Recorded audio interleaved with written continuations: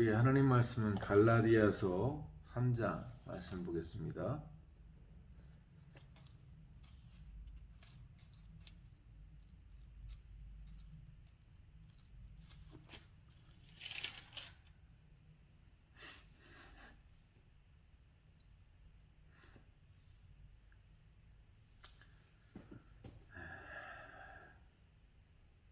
갈라디아 3장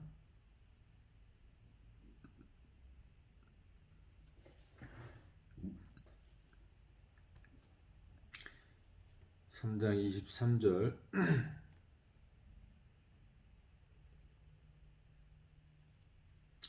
우리 좀 더 이해를 돕기 위해서 15절 말씀부터 제가 봉독해 드리겠습니다. 형제들아, 내가 사람의 예대로 말하노니 사람의 언약이라도 정한 후에는 아무도 폐하거나 더하거나 하지 못하느니라. 이 약속들은 아브라함과 그 자손에게 말씀하신 것인데 여럿을 가리켜 그 자손들이라 하지 아니하시고 오직 한 사람을 가리켜 내 자손이라 하셨으니 곧 그리스도라. 내가 이것을 말하노니 하나님께서 미리 정하신 언약을 430년 후에 생길 율법이 폐기하지 못하고 그 약속을 헛되게 하지 못하리라. 만일 그 유업이 율법에서 난 것이면 약속에서 난 것이 아니니라. 그러나 하나님이 약속으로 말미암아 아브라함에 주신 것이라. 그런즉 율법은 무엇이냐? 범법함으로 더하여진 것이라. 천사들을 통하여 한 중보자의 손으로 베푸신 것인데 약속하신 자손이 오시기까지 있을 것이라. 그 중보자는 한 편만 위한 것이 아니나 하나님은 한 분이시니라. 그러면 율법이 하나님의 약속들과 반대되는 것이냐? 결코 그럴 수 없느니라. 만일 능히 살게 하는 율법을 주셨더라면 의가 반드시 율법으로 말미암았으리라. 그러나 성경이 모든 것을 죄 아래 두었으니 이는 예수 그리스도를 믿음으로 말미암는 약속을 믿는 자들에게 주려 함이라. 믿음이 오기 전에 우리는 율법 아래에 매인 바 되고 계시될 믿음의 때까지 갇혔느니라. 이같이 율법이 우리를 그리스도께로 인도하는 초등 교사가 되어 우리로 하여금 믿음으로 말미암아 의롭다함을 얻게 하려 함이라. 믿음이 온 후로는 우리가 초등 교사 아래에 있지 아니하도다. 너희가 다 믿음으로 말미암아 그리스도 예수 안에서 하나님이 아들이 되었으니 누구든지 그리스도와 합하기 위하여 세례를 받는 자는 그리스도로 옷 입었느니라. 아멘.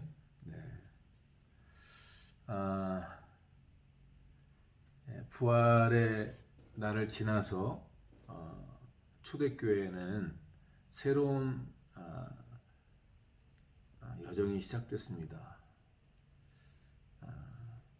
예수 그리스도께서 부활하시고 그들에게 성령을 보내주기 전까지는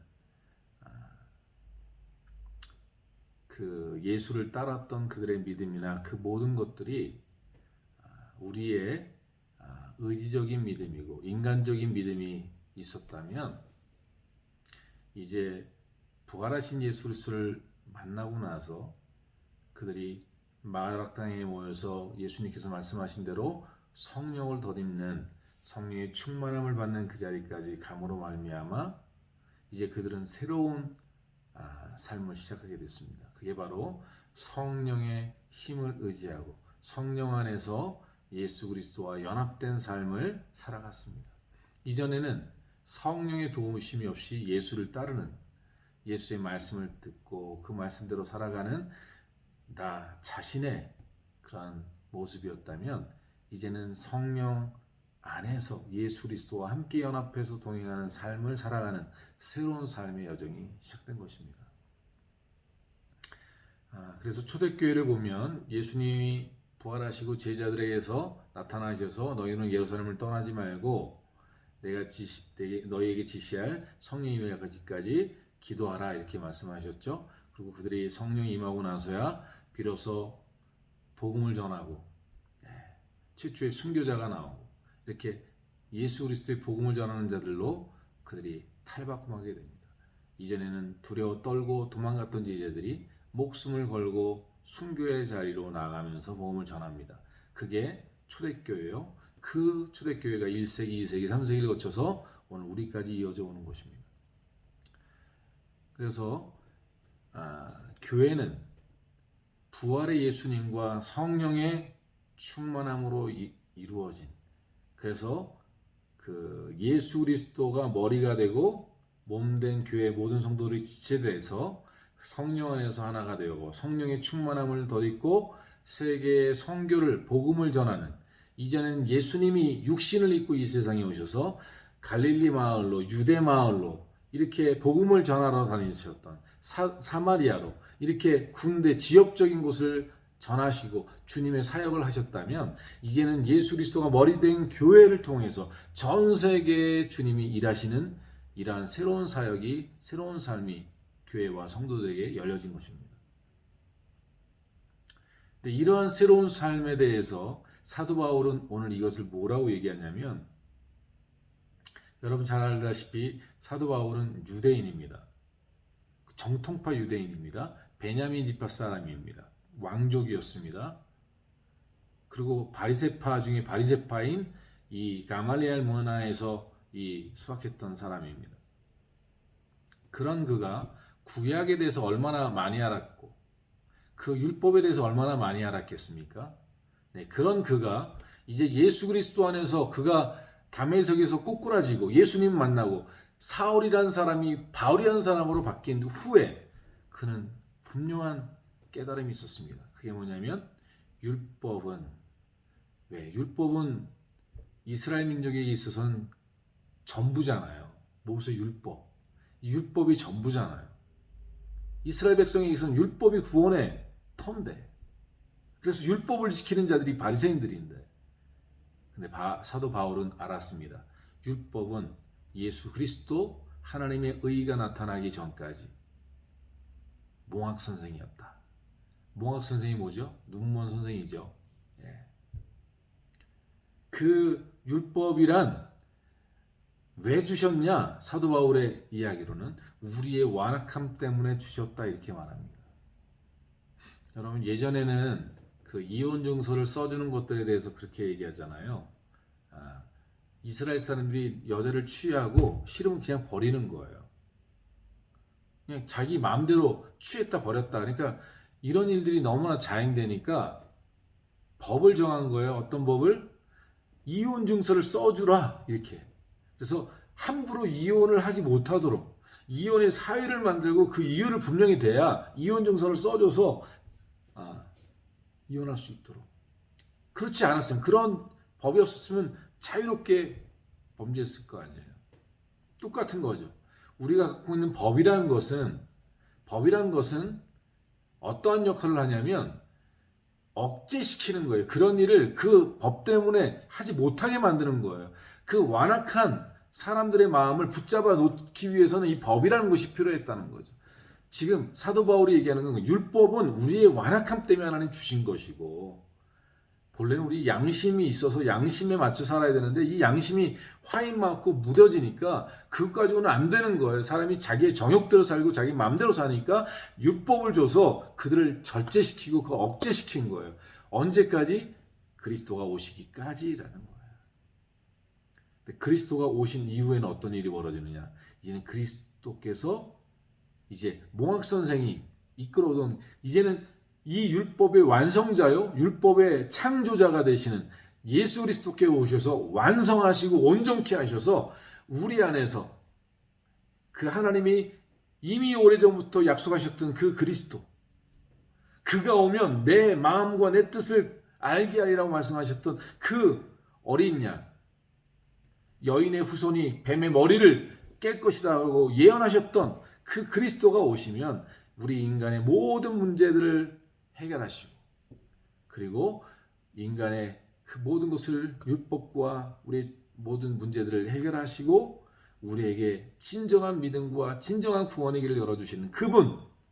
이전에는 이스라엘 백성들이 양을 잡아갖고 제사를 드려서 죄를 그때그때 씻고 그러면서 율법을 지켜오면서 하나님 안에 거했던 그들이 이젠 예수 그리스도 안에서 하나님을 온전히 섬기는 자로 만드시는 이 일을 그리스도 예수 안에서 완성하신 거죠.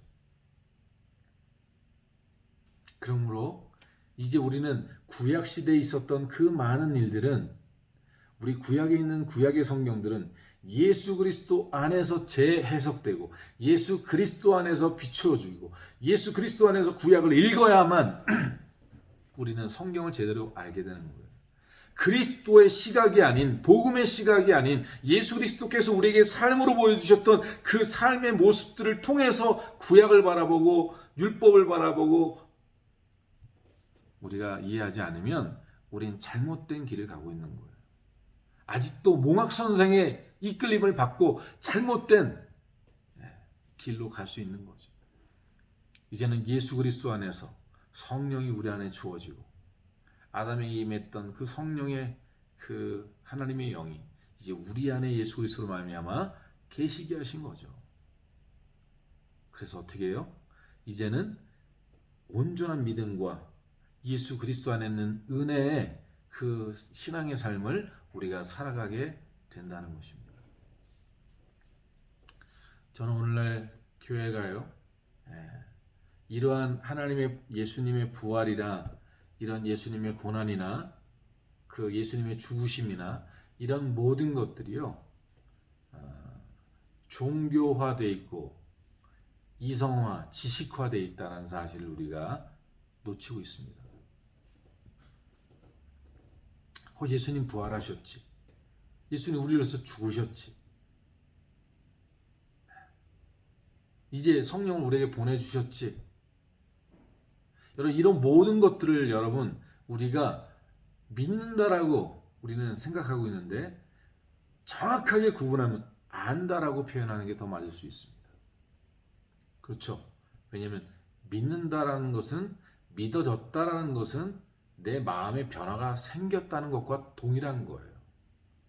우리가 늘 착각하는 게 뭐냐면 안다는 것, 성경에서 얘기하는 안다는, 야다라는 단어는 우리가 아는 지식의 안다라는 의미가 아니라는 것을 알아야 돼요.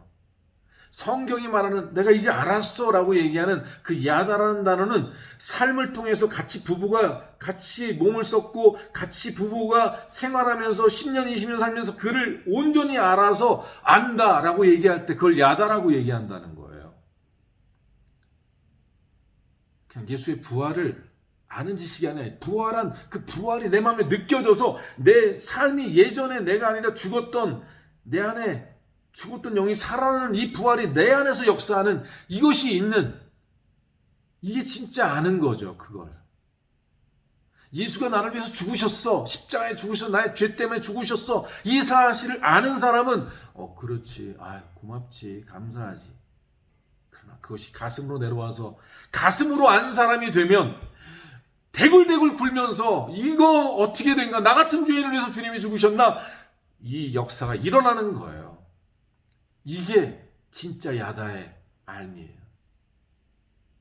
예수의 부활을 머리로 아는 사람은 예수님 부활하셨지 이렇게 얘기합니다. 그러나 예수의 부활을 가슴으로 아는 사람은 정말 사는구나, 죽어 우리가 끝나는 게 아니구나, 부활의 소망이 우리 안에 역사하고 천국의 소망으로 충만해지는 역사가 초대교회 성도들에게 있었던 것처럼 역사하게 되는 거예요. 저는 오늘 사도 바울이 이 얘기를 한 이 내용을요, 우리가 통해서 오늘 우리도 바뀌어져야 된다는 사실을, 오늘 우리 안에 두 가지 부류가 있을 수 있습니다. 예수를 따르고 예수님 훌륭한 분이야, 훌륭한 선생님이야, 그래서 지금까지 따라온 사람이 있다면 진짜 부활을 경험해야 돼. 근데 정말 부활을 내가 경험한 사람이라면, 그쵸? 정말 내가 부활한 주님을 경험한 사람이라면 그 다음 여정이 있어요. 그 다음 여정이 뭐냐면 초대교회의 모습을 보세요. 그들이 기도의 자리로 들어갑니다. 그리고 철저히 회개합니다. 그리고 주님 안에서 떡을 떼고 마십니다. 이게 초대교회예요. 그럴 때 거기에 성령의 권능이 충만함이 임하게 되는 거예요. 예수 부활했어. 예수 부활한 그 주님을 만났어요. 그러면 다 됐나요? 여러분 아시잖아요. 부활한 예수님 만났던 제자들이 어떻게 됐죠? 나 갈릴리로 돌아갈 거야. 나 업으로 돌아갈 거야. 그래서 업으로 다 돌아갔잖아요. 왜? 부활하신 주님을 만났지만 자신들의 존재는 여전히 자신 없고, 우리는 예수님 배신했던 사람들이고, 우리는 저분을 따라가기엔 너무나도 역부족이라는 사실을 발견했겠죠. 여러분 부활한 주님을 만났어도 주님의 제자들은 다 갈릴리로 돌아갔습니다. 근데 그들이 변화된 것은요, 그 부활한 주님의 말씀을 듣고 부활한 주님께서 야 됐어, 너 나를 사랑하니? 나를 사랑하니? 기도하고 내 양들을 먹여. 그리고 그들을 다시 예루살렘으로 모이게 하셔서 거기서 뭐합니까? 떡을 떼고 기도하며 사도들의 말씀을 들으면서 그들이 그리스도의 말씀 안에서 서로 떡을 떼면서 부활의 주님을 다시 묵상하면서 이전에 내가 잘못된 삶의 부분들이 뭐였을까? 부활한 주님을 만나기 전에 네가 그냐 내가 그냐 밤낮 이 싸움 때문에 예수님이 무릎 꿇고 발을 우리 닦아주지 않았니? 이제 우리 그런 모든 죄악된 이전의 인간 세상에서 내가 세속적으로 살았던 모든 것을 다 회개하고 예수 그리스도의 이름으로 정말 세례를 받고 이제는 내가 죽고 그리스도가 사는 삶을 살자. 그게 초대교회 마락방에서 예루살렘 교회가 생성되면서 그때 그 성도들이 한 일이 그거예요. 내가 죽고 그리스도가 사는 거예요. 그래서 베드로와 요한이 그러잖아요. 내게 있는 것 그것은 너한테 주는데 나는 은과 금 뭐 없어. 그러나 내게 있는 것 있는데 그건 예수 그리스도야. 그 이름으로 일어나 걸어. 이제 그들 안에 자신의 정욕, 자신의 꿈, 자신의 생각들, 자아가 뭉틀뭉틀 꿈틀꿈틀했던 그들이 마락방에서 회개하고 성령의 충만함을 받은 다음에 그들이 어떻게 변화돼요? 성령의 충만한 은혜 안에서 옛 자아는 십자가에 못 박고 온전히 예수 그리스도의 마음이 그 안에 있어서 그 마음으로 살아가는 거죠. 사랑하는 성도 여러분, 사도 바울은 그때 그 당시에 없었습니다. 그러한 신앙의 길을 걷지 않았습니다. 그는 낮은 사람 아니에요. 그러나 그는 후에 예수 그리스도를 깨닫게 되고 그가 마침내 성령의 충만함을 받게 됩니다. 그가 온전히 회개하고 돌이키고 그리고 서신을 쓰면서 구약에 있었던 모든 말씀들을 재해석하는 것.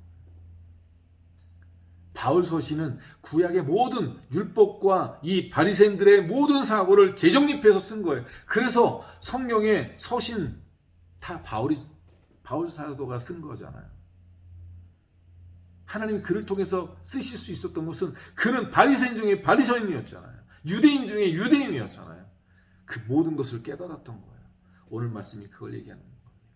구약, 바리새인의 율법, 우리의 신앙, 이것은 다 몽학 선생이었어. 예수 그리스도가 오시는 후로는 그가 모든 것의 완성이실 뿐만 아니라 그분이 바로 그 예전에 이야기했던 하나님이 약속하셨던 그 약속의 결정체 바로 그리스도셔. 오늘 우리는 율법의 구약의 사고가 아니라 예수 그리스도 안에서 복음의 사역, 예수 그리스도 안에서의 성령 안에서의 새로운 삶이 우리에게 주어졌다는 것을 알려주고 있습니다. 여러분 갈라디아서 쭉 뒤로 돌아가 보세요. 그 5장에 보면 나오지 않습니까?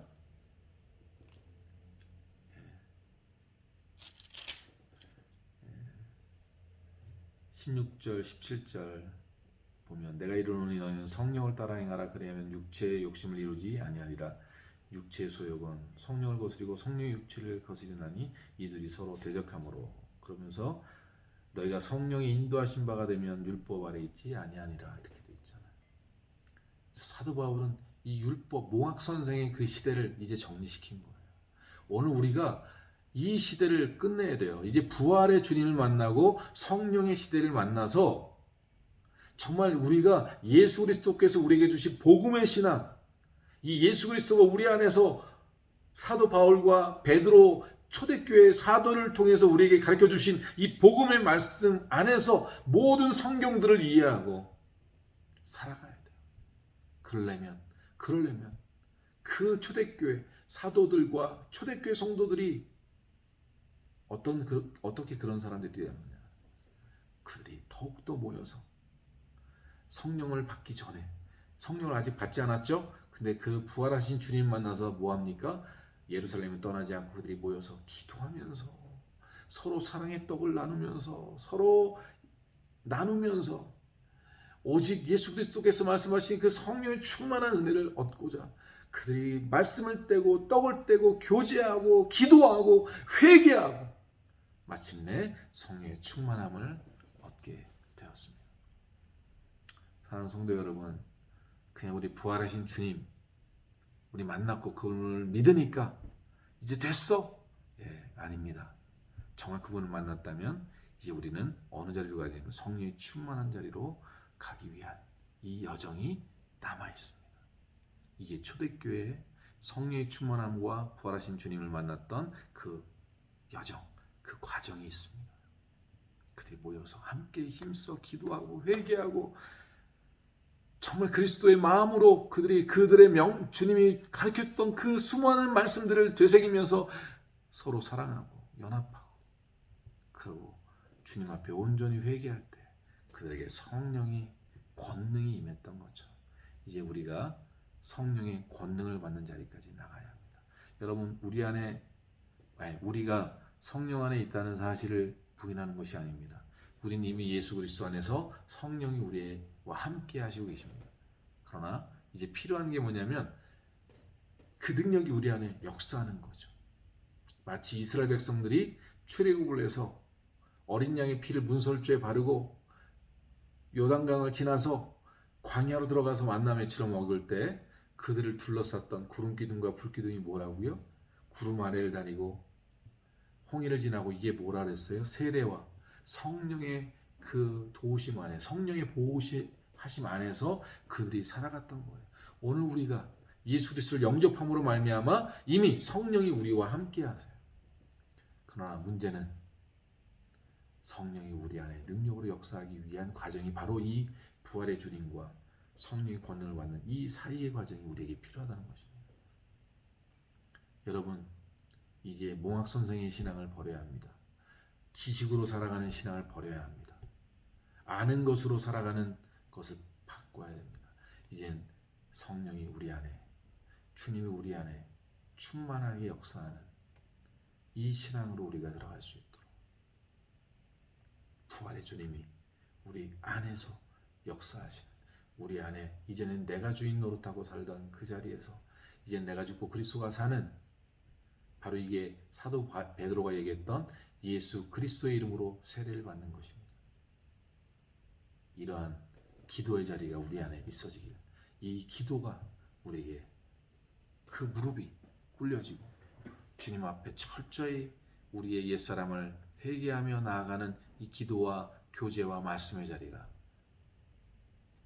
이제 부활의 주님 만난 우리에게 절실하게 필요하다는 사실을 인식하시고 이제 더 그 어느 때보다 부활의 주님을 기억하면서 기도의 자리로, 말씀의 자리로, 교제의 자리로 들어갈 수 있는 우리 한신교회 모든 성도들이 되어지길 주의 이름으로 간절히 축원합니다. 기도하겠습니다. 좋으신 하나님 아버지 감사합니다. 맞습니다. 부활의 주님을 만난 것이 다가 아닙니다. 정말 부활의 주님을 만났다면 이제 우리는 예루살렘을 떠나지 않아야 합니다. 성령이 임할 때까지 기도해야 한다. 성령의 능력이 덧입힐 때까지 더욱더 기도에 힘쓰며 교제하며 말씀의 떡을 나눠야 된다고 가르쳐주고 있습니다. 좋으신 하나님 아버지, 우리의 기도의 무릎을 다시 꿇게 하시고 주님 앞에 우리의 자아와 우리의 정욕을 십자가에 못 박는 기도의 시간들이, 회개의 시간들이 우리에게 진정으로 있어지게 도와주시고 예수 그리스도가 우리 안에 사는 일들이 일어나게 도와주옵소서. 그럴 때 성령이 선물로 우리에게 주어지는 날이 분명히 권능으로 임하게 되는 날이 올 줄을 믿게 도와주옵소서. 성령의 충만함과 성령의 권능으로 나가는 우리 한신 모든 성도들이 되게 하옵소서.